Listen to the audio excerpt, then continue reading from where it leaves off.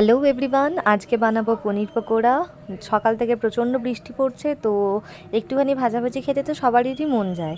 তো তার জন্য নিয়েছিলাম 300 গ্রাম মতো পনির, নিয়েছিলাম তার মধ্যে হলুদ গুঁড়ো, রেড চিলি পাউডার, সল্ট, আর নিয়েছিলাম কাসুরি মেথি। তো ডিপ করার পরে এটাকে 7 মিনিট জন্য সাইড করে রেখে দিলাম। তা করতে করতে একটা বাটির মধ্যে 250 গ্রাম মতো বেসন, লঙ্কার গুঁড়ি, একটুখানি নিয়েছিলাম জোয়ান, আর নিয়েছিলাম সল্ট দিয়ে একটা এরকম থিক ব্যাটার তৈরি করলাম। এটাকেও মোটামুটি 2 মিনিটের জন্য সাইডে করলাম। কর্নফ্লেক্স বা ব্রেড ক্র্যাম্পস আমার কাছে না থাকার কারণে আমি ওই বিস্কুট গুঁড়ো ইউজ করেছিলাম। তোমরা চাইলে ওই কর্নফ্লেক্স বা ব্রেড ক্রাম্পস ইউজ করতে পারো, মানে ওই দুটো করলেই বেশি ভালো হয়। তো যাই হোক, তারপরে পনিরগুলোকে বেসনের ব্যাটারের মধ্যে ডিপ করার পরে এরকম বিস্কুটের একটা কোটিং লাগিয়ে 1 মিনিটের জন্য সাইডে রেখে দেবো। তো সাইডে রেখে দেওয়ার পরে আমি গ্যাসটার মধ্যে কড়াই বসানোর পর তেলটাকে গরম হতে দিয়ে দেবো। তেলটা গরম হয়ে এলে আমি পনির পকোড়াগুলোকে একটা একটা করে তেলের মধ্যে ছেড়ে দেবো।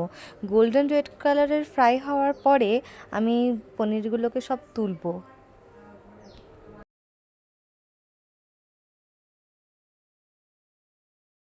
দেখো এরকম হবে কালারটা।